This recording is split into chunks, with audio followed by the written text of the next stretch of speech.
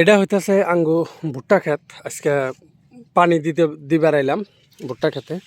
তো ক্ষেতের অবস্থা মাশাআল্লাহ খুবই ভালো, কিন্তু মাঝে মাঝে দুই একটা বেমার আছে, চুঙ্গি বেমার। তো যাই হোক, এই যে এটা হলো আমাদের পাশের ক্ষেত, হ্যাঁ, আমাদের চাষার ক্ষেত। তো এই যে এই ধরনের বেমার আছে, আপনাদের ভিতরে যায় আমি দেখাইতেছি। এই দেখি,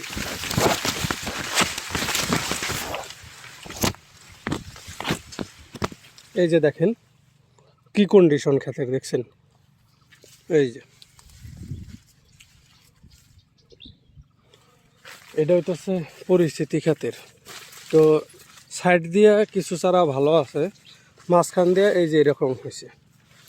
তো এটা আমাদের চাষার ক্ষেত। তো এই ধরনের যদি সমস্যা হয়, তাহলে একটা কাম করবার পারেন আপনারা।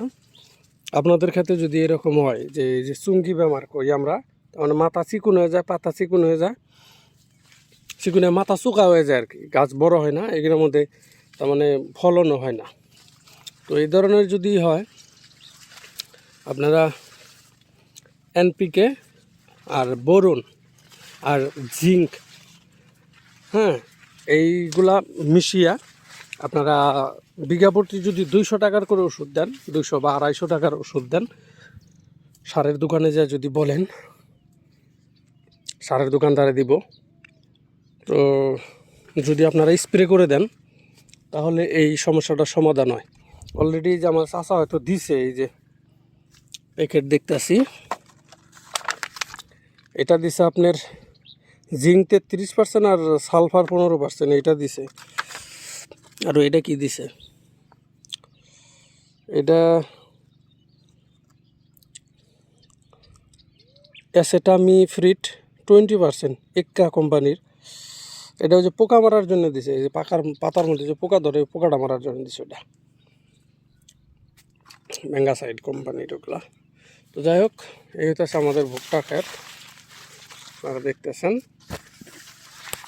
তো ভুট্টা ক্ষেতের চারা মাশাল্লাহ ভালো আছে, এই যে দেখেন চারার অবস্থা দেখেন।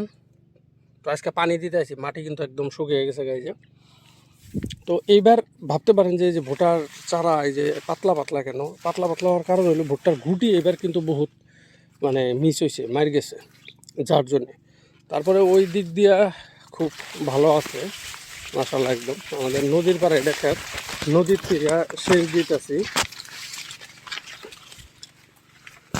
এই সাইডে এই যে আপনার কি করছে, টাল করছে, এদিকে বাগুন টাল এবং মরিচ টাল করবে, যার জন্য এই যে মালচিং সিস্টেম করছে। তো এটা হচ্ছে আমাদের এই যে ক্ষেত, ওই যে জল দিতেছে, ওই যে আমাদের ওখানে কামলা রাখছি একজন মেশিনওয়ালা, মেশিনটাও ভাড়া করে আনছি। যেহেতু এটা আমাদের মানাস নদী, মানাস নদীর পাশেই আমাদের ক্ষেতটা, ক্ষেতের দিকে একদম ফ্রি পানি নদীর দিকে ক্ষেতের মধ্যে দিতেছি। তো যাই হোক, এই ধরনের কৃষি বিষয়ক ভিডিও দেখা যদি ভাল লাগে, কমেন্ট করে অবশ্যই জানাইবেন। আর আপনাদের মতামত জানাইবেন আর কি, মতামত জানাইলে আমি বুঝতে পারবো যে আপনারা কী চান আসলেতে, সেই ধরনের আমি ভিডিও বানানোর চেষ্টা করব। তো ঠিক আছে, ধন্যবাদ।